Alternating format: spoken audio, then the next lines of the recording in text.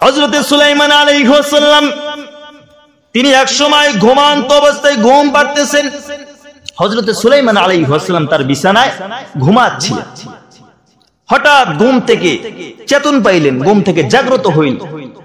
হযরতে সুলাইমান আলাইহিস সালাম ঘুম থেকে জাগ্রত হওয়ার পরে হযরতে সুলাইমান আলাইহিস সালাম সর্বপ্রথম ঘুম থেকে জাগ্রত হওয়ার পরে সর্বপ্রথম জাগ্রত হওয়ার সঙ্গে সঙ্গে তিনি বলতেছেন যে কোন পাখিগুলো আছে, পাখিগুলোর খবর নিলেন। পাখিগুলোর খবর নেওয়ার পরে তারপরে ডাক দিয়ে বলতেছেন যে আহারে আমার কি হলো, আমার কি হলো, আমি কেন হুদহুদকে দেখতে পারতেছি নাকি সে অনুপস্থিত।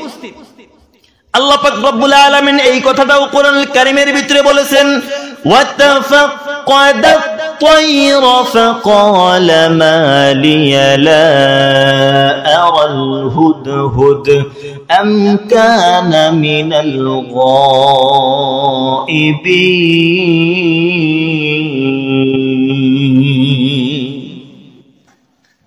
আল্লাহ পাক রব্বুল আলামিন কোরআনুল কারীমের ভিতরে বলতেছেন ওয়াতাফাক্কাদা الطير فقال ما لي لا أرى الهدهد أم كان من الغائبين। হযরত সুলাইমান আলাইহিস সালাম ঘুম থেকে চেতন পাওয়ার পরে, ঘুম থেকে জাগ্রত হওয়ার পরে তিনি প্রথমে পাখিকুলের খবর নিলেন। পাখিকুলের খবর নেওয়ার পরে তিনি বলতেছেন আহারে আমার কি হলো, আমি কেন হুদহুদকে দেখতে পারতেছি না নাকি সে অনুপস্থিত। এই কথা হযরত সুলাইমান আলাইহিস সালাম বললেন। বলে দেওয়ার সঙ্গে সঙ্গে সামনে যত মানুষগুলো ছিলেন, যত পশু পাখিগুলো ছিলেন, হযরত সুলাইমান আলাইহিস সালাম তখন ডাক দিয়ে বলতেছেন ওগো পশু পাখিরা তোমরা ভালো করে শুনে নাও, আমি যেহেতু হুদহুদকে দেখতে পারতেছি না, সে যেহেতু অনুপস্থিত, আমি হযরত সুলাইমান আলাইহিস সালামের কাছ থেকে অনুমতি না নিয়ে সে অনুপস্থিত। সে যদি আমার কাছ থেকে অনুমতি নিয়ে যেত তাহলে তো কোনো সমস্যা ছিল না। যেহেতু আমার কাছে অনুমতি না নিয়ে সে অনুপস্থিত, সেজন্য আমি তার জন্য দুইটা শাস্তি অনিবার্য করে দিলাম। কয়টা শাস্তি? দুইটা শাস্তি। হযরত সুলাইমান আলাইহিস সালাম যে দুইটা শাস্তির কথা বললেন আল্লাহ পাক রব্বুল আলামিন কোরআনুল কারীমের ভিতরে বলে দিয়ে لأعذبنه عذابا شديدا أو لأذبحنه أو ليأتيني بسلطان مبين। আল্লাহ পাক রব্বুল আলামিন কোরআনুল কারীমের ভিতরে বলতেছেন লা উআযিবান্নাহু আযাবান শাদীদা আও লাযবাহান্নাহু আও লায়াতিয়ান্নি বিসুলতানিম মুবিন। হযরত সুলাইমান আলাইহিস সালামকে যখন হুদহুদকে দেখতে পারল না, হযরত সুলাইমান আলাইহিস সালাম তখন বললেন এই পশু পাখিরা তোমরা ভালো করে শোনো, এই যে হুদহুদ যেহেতু অনুপস্থিত, আমি তার জন্য দুইটা শাস্তি অনিবার্য করে দিলাম। এক নাম্বার শাস্তি হচ্ছে তার যে পাখাগুলো আছে, আমি সুলাইমান আলাইহিস সালাম তার পাখাগুলো টেনে টেনে ছেড়বো, ছেড়ার পরে আমি সুলাইমান তাকে রোদে চিৎ করে শোয়া রাখবো। একটা পাখির যদি ডানাগুলো ছেঁড়া হয়, ছেঁড়ার পরে যদি তাকে রোদে চিৎ করে শোয়া রাখা হয়, তাহলে কি সেই পাখিটা বাঁচবে? বাঁচবে না।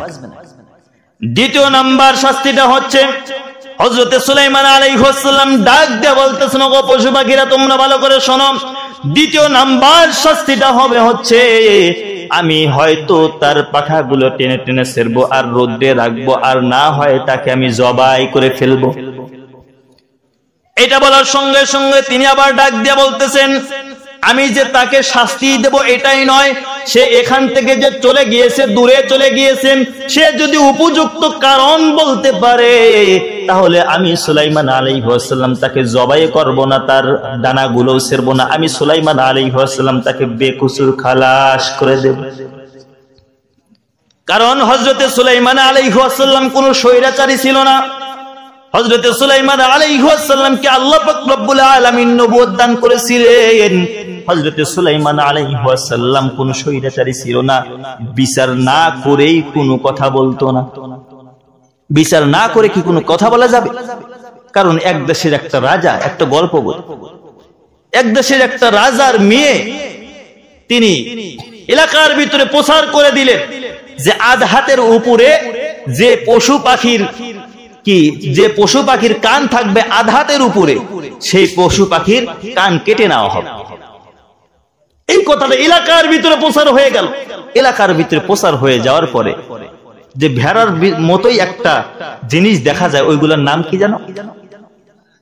মেরা। হ্যাঁ, মুরব্বী ভালো বলেছে।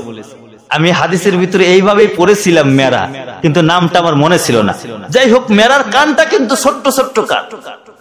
এই মেরার দল বেঁধে বেঁধে এক দেশ থেকে আর এক দেশে চলে যাচ্ছে। রাস্তার মধ্যে খরগোশের সঙ্গে দেখা হয়ে গেল। খরগোশ ডাক দিয়ে বলতেছেন, মেরা ভাই তোমরা কোথায় যাচ্ছ? মেরা তখন ডাক দিয়ে বলতেছেন, ভাই দুঃখের কথা আর কি বলবো, এই দেশ থেকে আর এক দেশে চলে যাচ্ছে। কেন ভাই তুমি এই দেশ থেকে আর এক দেশে চলে যাচ্ছ? মেরা তখন ডাক দিয়ে বলতেছেন, ভাই তুমি কি এলান শোনো নাই, তুমি কি বক্তব্য শোনো নাই যে এই এলাকার ভিতরে যত পশু পাখি আছে যাদের কান 4 আঙ্গুলের উপরে হবে তাদের কান কেটে নেওয়া হবে। তখন খরগোশ ডাক দিয়ে বলতেছেন, মেরা ভাই তোমাদের কান তো ছোট, 1-1.5 আঙ্গুলের মতো হবে, তোমাদের কান কাটবে কেমনে? কান কাটলে তো আমাদের কান কাটতে পারে, কারণ আমাদের কানটা তো বড়।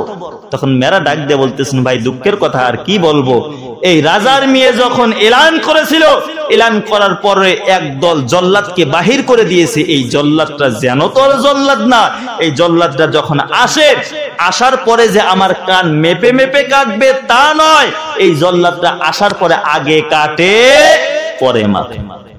সেই দুঃখে আমরা চলে যাচ্ছি। আমাদের 1.5 হাত 1.5 আঙ্গুল হলে কি হবে, আর 5 আঙ্গুল হলেও কি হবে? আগে কাটবে, 1 আঙ্গুল হলেও কাটবে, 5 আঙ্গুল হলেও কাটবে, কাসার পরে গামাপ। হযরত সুলাইমান আলাইহিস সালাম তিনি বলতেছেন, সে যদি উপযুক্ত কারণ বলতে পারে, আমি সুলাইমান আলাইহিস সালাম তাকে কোনো শাস্তি দেব না। আল্লাহ পাক রব্বুল আলামিন এই কথাটা কোরআনুল কারীমের ভিতরে বলে দিলেন, فمكث غير بعيد فقال أحطت بما لم تحط به وجئتك من سبأ بنبأ يقين। হযরত সুলাইমান আলাইহিস সালাম যখন এই কথাগুলো বললেন, হুদহুদকে আসার সঙ্গে সঙ্গে ওরকে জবাই করা হবে, আর যদি উপযুক্ত কারণ বলতে পারে আমি সুলাইমান আলাইহিস সালাম তাকে ছেড়ে দেব। এই কথা বলার সঙ্গে সঙ্গে কিছুক্ষণ পরেই হুদহুদ পাখি আসতেছে। অন্য পাখিগুলো ডাক দিয়ে বলতেছেন, ভাই হুদহুদ তুমি কোথায় গিয়েছিলা ভাই? হযরত সুলাইমান আলাইহিস সালামের অনুমতি না নিয়ে তুমি কোথায় গিয়েছিলা? ওগো হুদহুদ, তুমি যেহেতু হযরত সুলাইমান আলাইহিস সালামকে না বলে চলে গিয়েছিলা, হযরত সুলাইমান আলাইহিস সালাম তোমার জন্য 2টা শাস্তি বাজেট করে দিয়েছে। জোরে বলেন, কয়টা শাস্তি? 2টা শাস্তি বাজেট করে দিয়েছে। তখন হুদহুদ ডাক দিয়ে বলতেছেন, ভাই আর কি কিছু বলে নাই? বলে, হ্যাঁ আরো কথা বলেছে। বলে, কি কথা বলেছেন? বলে, হযরত সুলাইমান আলাইহিস সালাম বলেছে হুদহুদ যদি উপযুক্ত কারণ বলতে পারে, উপযুক্ত কারণ যদি বলতে পারে আমি সুলাইমান তাকে বেকসুর খালাস করে দিব। হুদহুদ এই কথা শোনার সঙ্গে সঙ্গে হুদহুদ নাচতে নাচতে নাচতে নাচতে বলতে থাকে, ভাই আমি তো এইটাই চাই, আমি তো এইটাই চাই। তখন হুদহুদ মনে মনে চিন্তা করল, যেহেতু আমি ফাঁকে চলে গিয়েছিলাম, সুলাইমান আলাইহিস সালাম যেহেতু 2টা শাস্তির কথা বলেই ফেলেছে, 3 নম্বরে আমি যদি উপযুক্ত কারণ বলতে পারি তারপরে আমার শাস্তি হবে না, আমাকে বেকসুর খালাস দিতে হবে। তাহলে আমি প্রথমে গিয়ে এমন একটা কথা বলবো যে কথা শোনার সঙ্গে সঙ্গে সুলাইমান আলাইহিস সালাম যেন একদম তাক লেগে যায়। হুদহুদ তখন পা খোঁড়াইতে খোঁড়াইতে হযরত সুলাইমান আলাইহিস সালামের সামনে চলে আসলেন। হযরত সুলাইমান আলাইহিস সালামের সামনে আসার পরে ডাক দিয়ে বলতেছেন, ওগো নবী সুলাইমান, আপনি নাকি 2টা কথা বলেছেন, আপনি নাকি 3টা কথা বলেছেন। 1 নম্বরে আমার পাখাগুলো টেনে টেনে ছিঁড়বেন, 2 নম্বরে আমাকে জবাই করে ফেলবেন, 3 নম্বরে আমি যদি উপযুক্ত কারণ বলতে পারি তাহলে আমাকে মাফ করে দিবেন। বলছেন, হ্যাঁ আমি অবশ্যই বলেছি। এই কথা বলার সঙ্গে সঙ্গে হুদহুদ পাখি তখন ডাক দিয়ে বলতেছেন, ফামাকাথা গায়রা বাঈদিন ফাকালা আহাতু বিমা লাম তুহিদ বিহি ওয়াজিতুকা মিন সাবাইন বিনাবাইন ইয়াকিন। ওগো সুলাইমান, আপনি যখন ঘুমাচ্ছিলেন, ঘুমানোর পরে আমি ভাবলাম আমি এখানে বসে থেকে কি করব, আমি একটু উড়ে বেড়াই আসি। কারণ আল্লাহ পাক রব্বুল আলামিন হুদহুদের চোখের ভিতরে এত পাওয়ার দিয়ে দিয়েছিলেন, তাহলে তার গায়ের ভিতরে পাওয়ার আছে না নাই? অবশ্যই কিন্তু আছে। হুদহুদ পাখি যখন হযরতে সুলাইমান আলাইহিস সালামের কাছ থেকে একটু দূরে যাওয়ার পরে উড়াল দিয়েছিলেন, উড়াল দেওয়ার সঙ্গে সঙ্গে কিছুক্ষণ অতিবাহিত হয়ে যাওয়ার পর হুদহুদ দেখতেছেন যে একটা রানী তার সিংহাসনের মাধ্যমে বসে আছে। হুদহুদ পাখি যখন উঠতেছিলেন, উঠতে উঠতে উঠতে উঠতে সাবা শহরে তিনি চলে গেলেন। সাবা শহরে যাওয়ার পরে হুদহুদ এইভাবে সুলাইমানকে বলতেছেন, ওগো আল্লাহর পয়গম্বর সুলাইমান, আপনি যখন ঘুমাচ্ছিলেন, আপনার কাছ থেকে ওঠার সঙ্গে সঙ্গে আমি যখন উঠতে চাইলাম, উঠতে যখন রইলাম, উঠতে উঠতে উঠতে উঠতে কিছুক্ষণের মাধ্যমে কিছুক্ষণের ভিতরে আমি সাবা শহরের ভিতরে ঢুকে পড়লাম। সাবা শহরের ভিতরে ঢোকার সঙ্গে সঙ্গে আমি একটা জিনিস দেখতে পাইলাম, ওগো সুলাইমান, আমি এই কথাটা আপনাকে বলতে পারবো না, এই কথাটা আমি আপনাকে বলবো না, কারণ আপনি যেহেতু আমাকে হত্যা করতে চেয়েছেন, আপনি যেহেতু আমার পাখাগুলো তুলে ফেলতে চেয়েছিলেন, ওগো সুলাইমান, আমি এই কথাটা বলবো। বলার পরে আপনি যদি আমাকে হত্যা করতে চান, আপনাকে হত্যা করতে হবে না, আপনার তরোয়ারের নিচে আমি নিজেই গলা দিয়ে দেব। তখন ডাক দিয়ে বলতেছেন, হুদহুদ তুমি কি বলবো বলো। তখন হুদহুদ প্রথম প্রশ্নের উত্তরে একবারে বললেন, সুলাইমান, তুমি যত বড়ই বাচ্চা হও না কেন, পুরো পৃথিবীর যত জায়গায় তুমি ঘুরে বেড়াও না কেন, পুরো পৃথিবীর যত খোঁজ খবর তুমি নাও না কেন, এমন একটা খোঁজ খবর আছে, এমন একটা খবর আছে, এমন একটা নাবা আছে, যে নাবাটা, যে খবরটা তুমি সুলাইমানের কাছে নাই। এমন একটা খবর আছে তুমি সুলাইমানের কাছে নাই, আমি হুদহুদের কাছে। হুদহুদ বলতেছে, আমি গিয়েছিলাম সাবায়, নিয়ে এসেছি একটা নাবা। নাবা মানে হচ্ছে খবর, বাংলায় বলে খবর, ইংরেজিতে বলে ব্রেকিং নিউজ, মানে গরম গরম খবর, টাটকা খবর। সুলাইমান, আমি সাবা শহরে যাওয়ার পরে একটা টাটকা নাবা নিয়ে এসেছি, টাটকা খবর নিয়ে এসেছি। বলে কি খবর? বলে আমি যখন সাবা শহরের ভিতরে ঢুকলাম, সাবা শহরের ভিতরে ঢোকার পরে আমি দেখলাম যে একটা রানী ওই এলাকার ভিতরে রাজত্ব করতেছে, এলাকার ভিতরে রাজত্ব করতেছে। ওই এলাকার রানী হচ্ছে একটা মহিলা, কারণ বিশ্বনবী হযরত মুহাম্মদুর রাসূলুল্লাহ সাল্লাল্লাহু আলাইহি ওয়াসাল্লাম বলেছেন যে পরিবারের গার্জিয়ান একজন মহিলা হবে, সেই পরিবারের ভিতরে কখনো রহমত আসতে পারে। পরিবারের গার্জিয়ান হতে হবে কার? পুরুষে, কারণ মহিলাদের প্রাধান্য দিয়েছে, মহিলাদের উপরে প্রাধান্য দিয়েছে পুরুষকে। আর আমরা এমন পুরুষ হয়ে গিয়েছি যে আমাদের উপরে মহিলাদের প্রাধান্য দেওয়ার পরে আমাদের সংসারের ভিতরে আর শান্তি।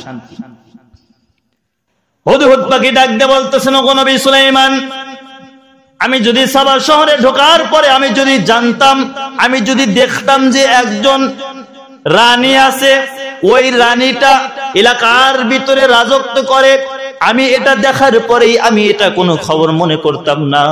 ওগো নবী সুলাইমান, আমি যখন দেখলাম একজন রানী, সেই রানীর সিংহাসনটা আবার এত বড়, ওই রানীর সিংহাসনটা এত বড়, 60 গজ লম্বা, 60 গজ চওড়া, এত বড় একটা সিংহাসনে ওই রানী বসে থেকে এমন ভাবে বসে আছে। আর এলাকার প্রজাদেরকে ডাক দিয়ে বলতেছেন, প্রজারা তোমরা ভালো করে শোনো, তোমরা গাছের পূজা করবা, তোমরা মাছের পূজা করবা, তোমরা অমুকের পূজা করবা, তোমরা অমুকের পূজা করবা। এইভাবে কোরআন হাদিস বিরোধী সকল কথাগুলো বলতেছিলাম। ওগো নবী সুলাইমান, আমি যখন এইগুলো দেখলাম, দেখার পরে আমার মনের ভিতরে খুব খারাপ লাগতে লাগলো। এই কথা যখন বললেন, বলে দেওয়ার সঙ্গে সঙ্গে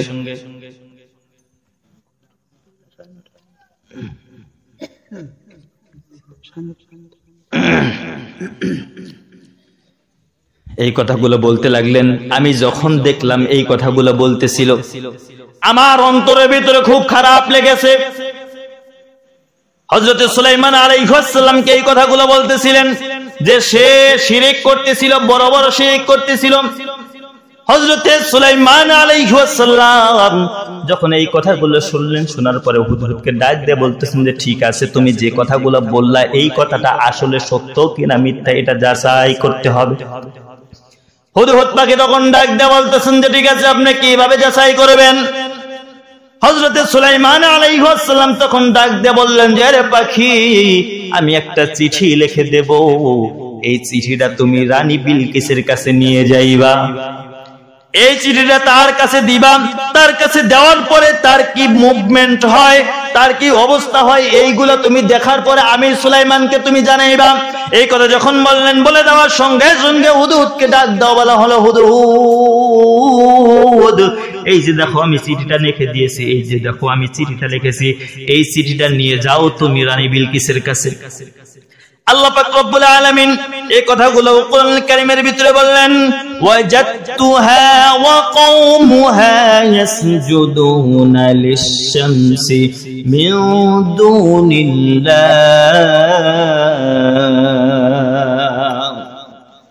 হুদহুদ তখন ডাক দিয়ে বলতেছিলেন যে ঠিক আছে, আমি আপনার চিঠিটা নিয়ে যাব, আপনি চিঠিটা দেন। হযরতে সুলাইমান আলাইহিস সালাম যখন হুদহুদের কাছে চিঠিটা দেওয়া হলো, হুদহুদ তখন চিঠিটা নিয়ে আবার সাবা শহরের ভিতরে ঢুকলেন। সাবা শহরের ভিতরে ঢোকার পর আবার সাবা শহরের ভিতরে ঢুকে গেলেন। সাবা শহরের ভিতরে ঢোকার পরে রানী বিলকিস যে রুমের ভিতরে থাকতো, রানী বিলকিস যে রুমের ভিতরে থাকতো, ওই রুমের জানলার কাছে চলে গেল। আর হুদহুদ পাখি টেনশন করতেছিলেন, আমি যদি এখন যদি ভিতরে ঢুকি তাহলে তো রানী বিলকিস আমাকে দেখতে পারবে। আমি একটু অপেক্ষা করতে থাকি। অপেক্ষা করতে করতে এক সময় রানী বিলকিস ঘুমাইয়া গেলেন। ঘুমাইয়া যাওয়ার সঙ্গে সঙ্গে হুদহুদ পাখি ঘরের ভিতরে ঢুকলেন। ঘরের ভিতরে ঢোকার সঙ্গে সঙ্গে এমন জায়গায় চিঠিটা রাখলেন, রাখার সঙ্গে সঙ্গে রানী বিলকিসের ঘুম ভেঙে গেল। হুদহুদ পাখি যখন রানী বিলকিসের বুকের উপরে রাখলেন চিঠি, চিঠি রাখার সঙ্গে সঙ্গে রানী বিলকিস একদম ধপ করে উঠে বললেন। উঠে পড়ার সঙ্গে সঙ্গে তিনি চিঠিটা খুললেন। চিঠিটা খোলার সঙ্গে সঙ্গে তিনি দেখতেছেন চিঠির ভিতরে লেখা আছে, ইন্নাহু মিন সুলাইমান ওয়া ইন্নাহু বিসমিল্লাহির রহমানির রহিম।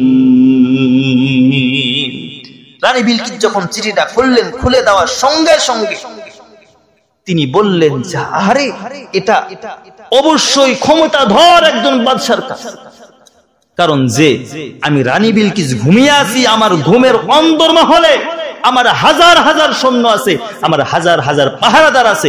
এত পাহারাদার থাকার পরেও যে রাজা, যে বাদশা আমার বেডরুমের ভিতরে আমার বুকের উপরে চিঠি রাখতে পারে, এই বাদশা ছোটখাটো বাদশা হতে পারে। যখন রানী বিলকিসের কাছে চিঠিটা পৌঁছে গেল, চিঠিটা পৌঁছানোর সঙ্গে সঙ্গে রানী বিলকিস লাফিয়ে উঠলেন। লাফিয়ে ওঠার সঙ্গে সঙ্গে পুরো এলাকার ভিতরে এলান করে দিলেন, ওগো আমার মন্ত্রী পরিষদরা, তোমরা কে কোথায় আছো, কে কোথায় আছো, তাড়াতাড়ি চলে আসো আমার সংসদের ভিতরে। সবাই যখন সংসদের ভিতরে ঢুকলেন, ঢোকার সঙ্গে সঙ্গে সবাই যখন সংসদের ভিতরে বসে আছেন, সবাই সংসদের ভিতরে ঢোকার পরে রানী বিলকিস যখন সংসদের ভিতরের দিকে আসতেছিলেন, সবাই তখন দাঁড়াইলেন। দাঁড়ানোর পরে রানী বিলকিস এসে যখন বসলেন, বসে পড়ার সঙ্গে সঙ্গে আবার সবাই তখন বসে পড়লেন। বসে পড়ার সঙ্গে সঙ্গে রানী বিলকিস ডাক দিয়ে বলতেছেন, ও আমার মন্ত্রী পরিষদরা, তোমরা ভালো করে শুনে নাও, তোমরা ভালো করে মাথার ভিতরে ঢুকিয়ে নাও। আমার কাছে একটা বাদশা আমার কাছে একটা চিঠি পাঠিয়েছে, এই সম্মানিত চিঠি, সম্মানিত যে একটা চিঠি পাঠিয়েছে, এই সম্মানিত চিঠি পাঠিয়েছে আমার কাছে। এই সম্মানিত চিঠিগুলো আমি নিয়ে কি করব?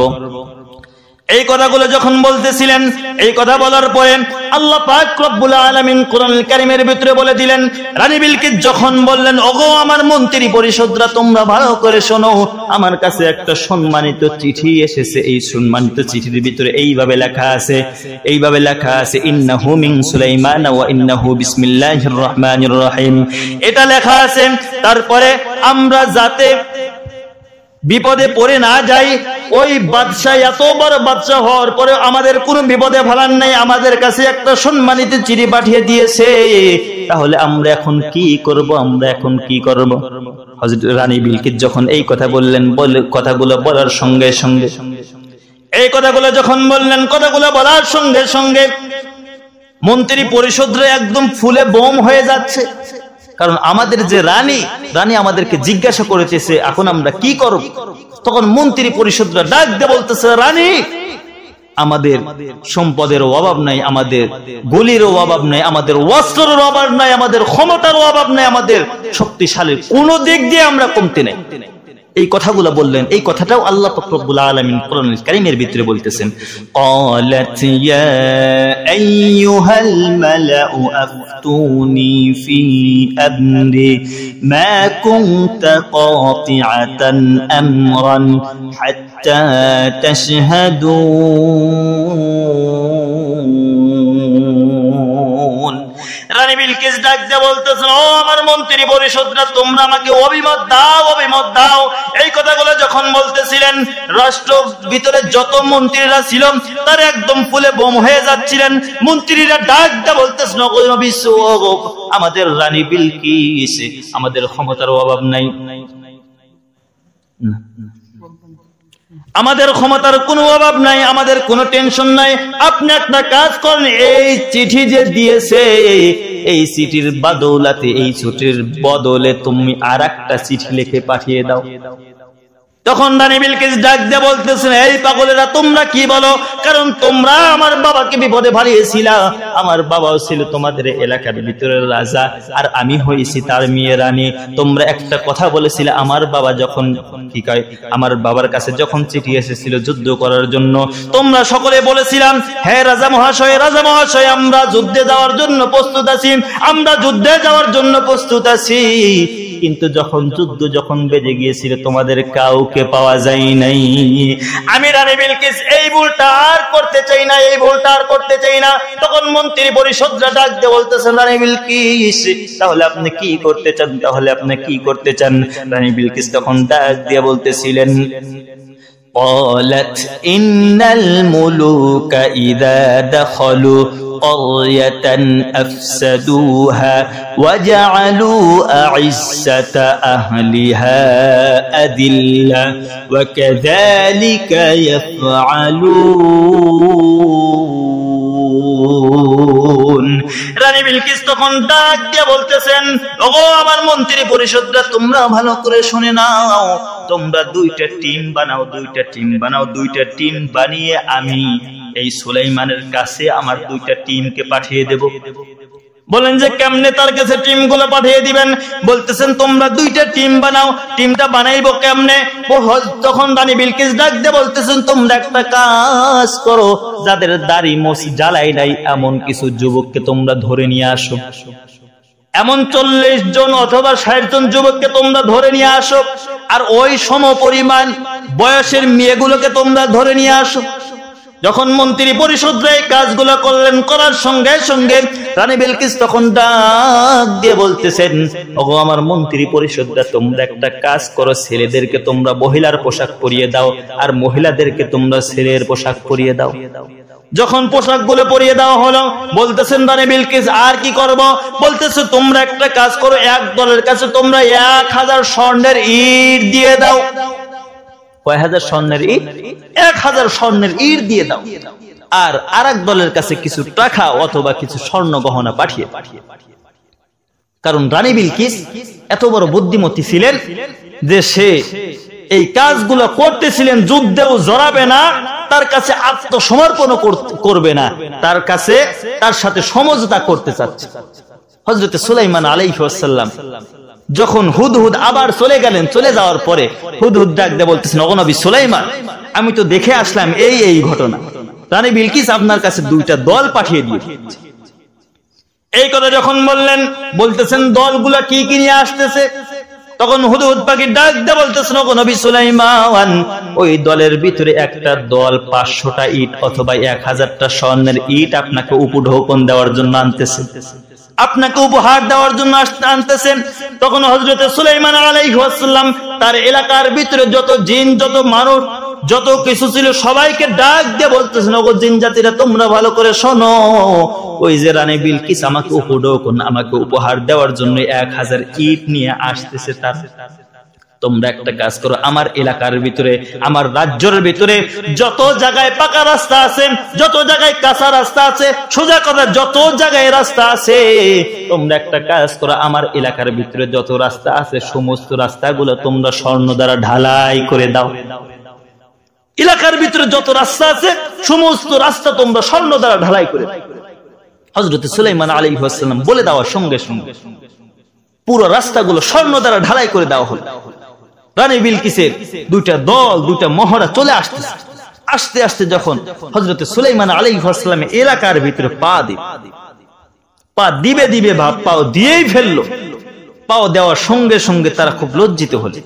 সবাই দুটা দলই লজ্জিত হয়ে গেল যে আরে আমরা যে যাচ্ছি, আমরা কার কাছে কি নিয়ে যাচ্ছি? যে আমরা যে এই 1000 স্বর্ণের ইট নিয়ে যাচ্ছি, এই 1000 স্বর্ণের ইট দিয়ে কি হবে? আমরা যে রাস্তার উপর পা দিয়েছি এই রাস্তাই তো স্বর্ণ দ্বারা ঢালাই করা। এমন বাদশা যদি হয়, এমন বাদশা যে বাদশার এলাকার ভিতরে রাস্তাগুলো স্বর্ণ দ্বারা ঢালাই করা, ভালো ইট স্বর্ণের ইট কেটে কেটে ভেঙ্গে ভেঙ্গে রাস্তা ঢালাই করে দিয়েছে, আর এই বাদশার কাছে আমরা 1000 ইট নিয়ে যাচ্ছি, এটা কি কোনো কথা হল?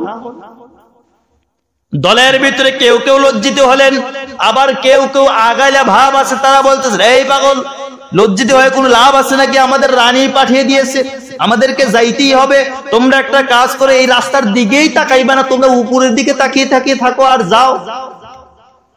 হযরত সুলাইমান আলাইহিস সালামের কাছে যখন আবার হুদহুদ পাখি গিয়ে ডাক দিয়ে বলতেছে, ওগো নবী সুলাইমান, রানী বিলকিসের দুইটা মহড়া তো চলে আসতেছে, এখন কি করব? হযরত সুলাইমান আলাইহিস সালাম সমস্ত জিনজাতিকে ডাক দিয়ে বলতেছেন, ও জিনজাতিরা, তোমরা একটা কথা ভালো করে শুনে নাও। ওই যে রানী বিলকিসের সিংহাসনটা আছে, ওই সিংহাসনটা কে তোমরা আমাকে এনে দিতে পারবা? একটা জিন লাফ দিয়ে উঠে ডাক দিয়ে বলতেছেন, ওগো নবী সুলাইমান, আমি আনতে পারবো।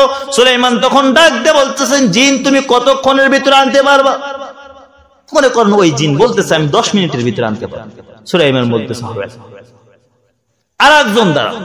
আরেকজন দাঁড়িয়ে বলতেছে, সুলাইমান আমি 5 মিনিটের ভিতরে আনতে পারবো।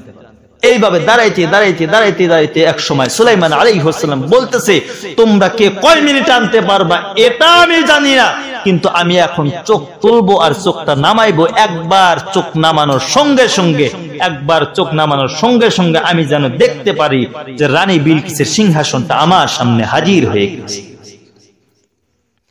হযরত সুলাইমান আলাইহিস সালাম যখন এই কথা বললেন, বলে দেওয়ার সঙ্গে সঙ্গে রানী বিলকিসের সিংহাসনটা হযরত সুলাইমান আলাইহিস সালামের সামনে নিয়ে আসা হলো।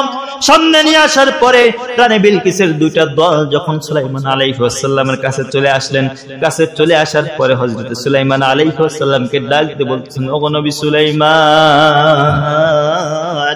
আমাদের এলাকার ভিতরে যে রানীটা ছিল, এই রানীটা আপনার কাছে আমাদেরকে পাঠিয়ে দিয়েছেন, আপনার সঙ্গে বন্ধুত্ব করার জন্য আমরা এসেছি। এই যে নেন উপহার 1000 স্বর্ণের ইট, আর আমাদের সঙ্গে আপনি একটু বন্ধুত্ব স্থাপন করেন।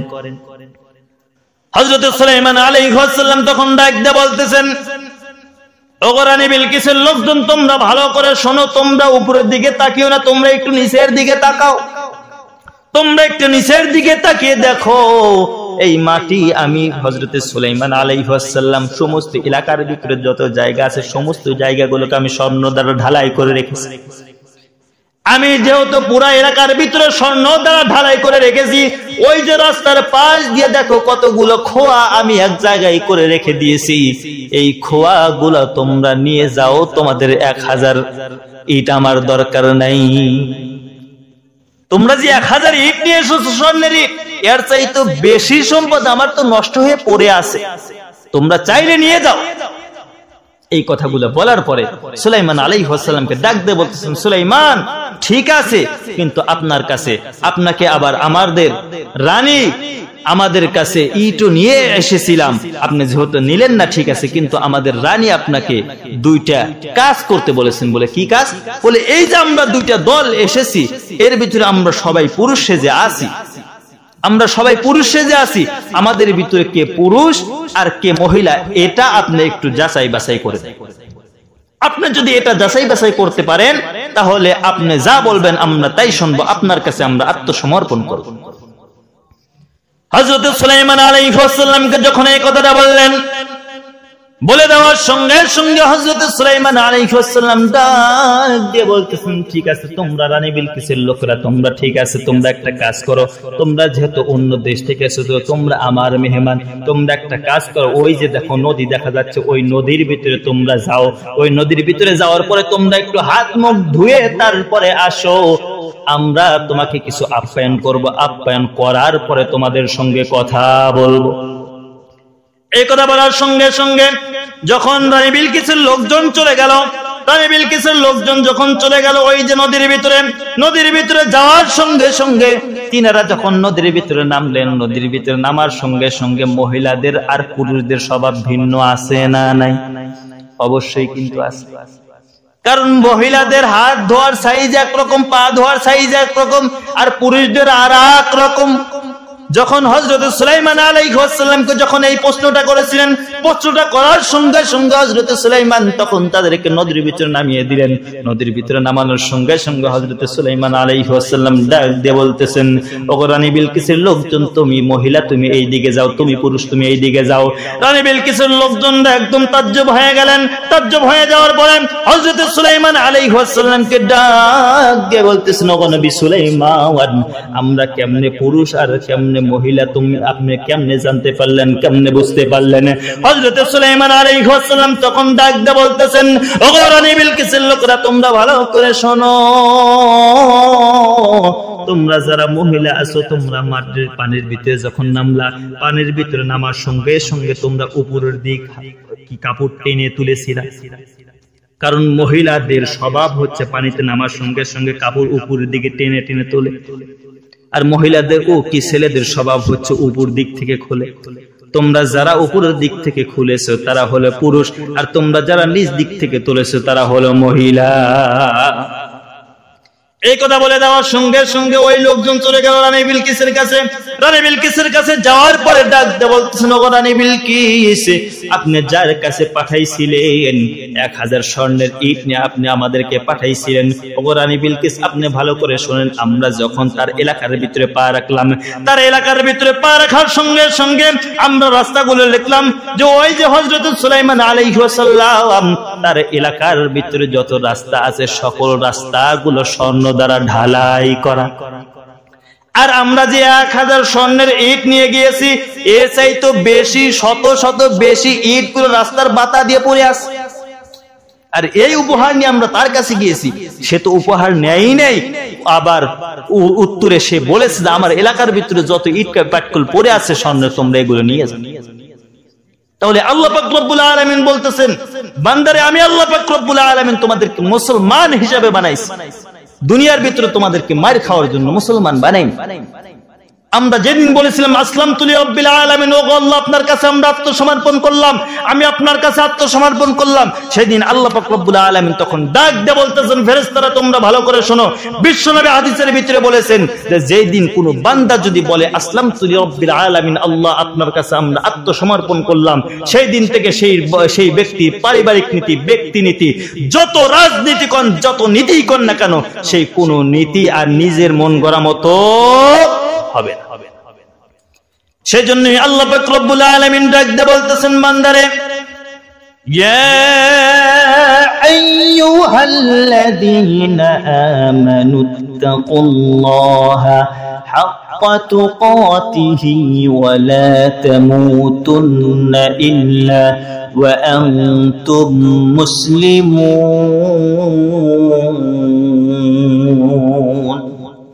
আল্লাহ পাক রব্বুল আলামিন কোরআনুল কারীমের ভিতরে ডাক দিয়ে বলতেছেন, হে আমার ঈমানদার বান্দাগণ, হে আমার মুমিন বান্দাগণ। আল্লাহ পাক রব্বুল আলামিন কিন্তু কোন বান্দার নাম ধরে বলেন নাই।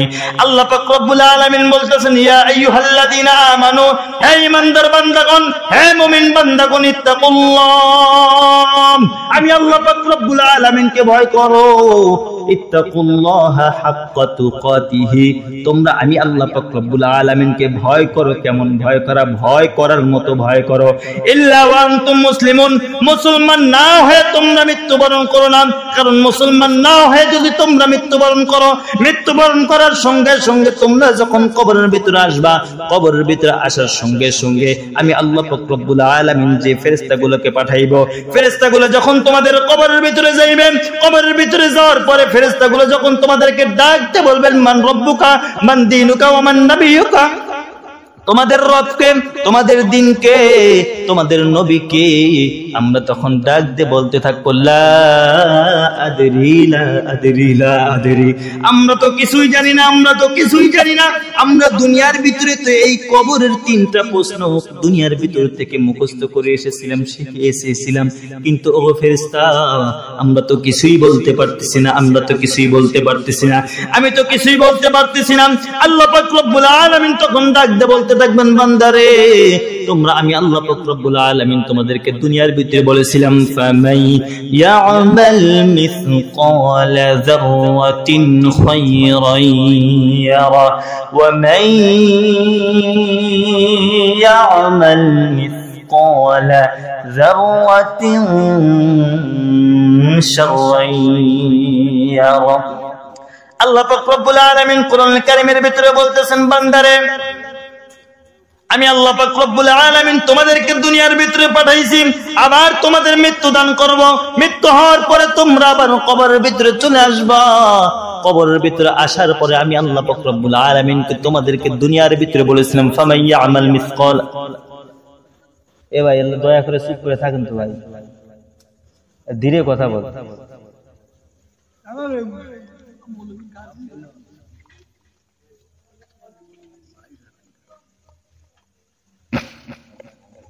আল্লাহ জিকির করি লা ইলাহা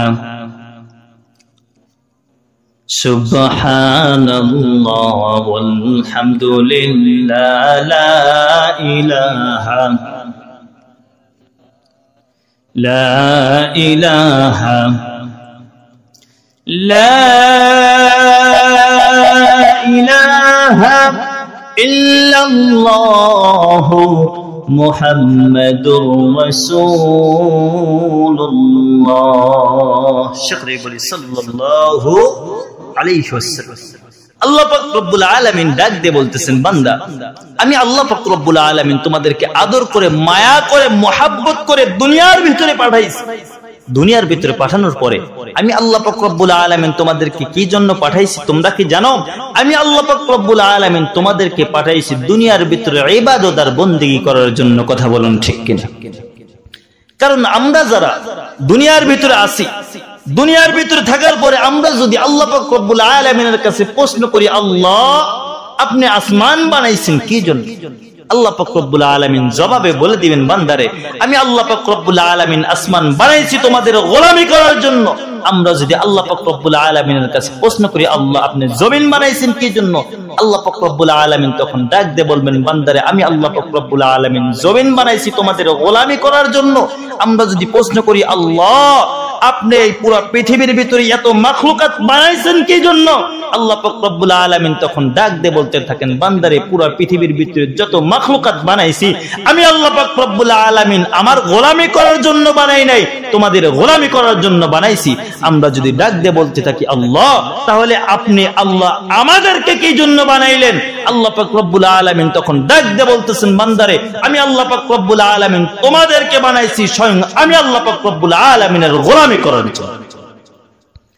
কারণ আল্লাহ পাক রব্বুল আলামিন কুরআনুল কারীমের ভিতরে বলতেছেন, ওয়া মা খালাকাতুল জিন্না ওয়াল ইনসা ইল্লা লিয়াবুদুন। আল্লাহ পাক রব্বুল আলামিন ডাক দিয়ে বলতেছেন, বান্দারে আমি আল্লাহ পাক রব্বুল আলামিন তোমাদেরকে দুনিয়ার ভিতরে পাঠাইছি, এই জন্য পাঠাইছি বান্দা আমি আল্লাহ পাক রব্বুল আলামিন তোমাদেরকে পাঠাইছি ইবাদত আর বندگی করার জন্য। আমি আল্লাহ পাক রব্বুল আলামিনের দাসত্ব করার জন্য। আল্লাহ পাক রব্বুল আলামিন কোরআনুল কারীমের ভিতরে বলতেছেন ইয়া আইয়ুহাল ইনসানু মা গাররাকা বিরাব্বিকাল কারীম। আল্লাহ পাক রব্বুল আলামিন ডাক দিয়ে বলতেছেন বান্দারে তোমরা কেন আমাকে ভুলে আছো, কেন আমাকে ভুলে আছো? আমি কি তোমাদের রব নই? আমি কি তোমাদের রব নই? আমি কি তোমাদের সৃষ্টিকর্তা নই? আমি কি তোমাদের রিজিক দাতা নই?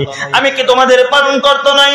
আমাকে তোমরা কেন ভুলে আছো? কে আমার কাছ থেকে তোমাদেরকে গাফেল করলো? কে আমার কাছ থেকে তোমাদেরকে বিমুখ করে নিল? আল্লাহ পাক রব্বুল আলামিন এইভাবে বলতেছেন। আল্লাহ পাক রব্বুল আলামিন বলতেছেন ইয়া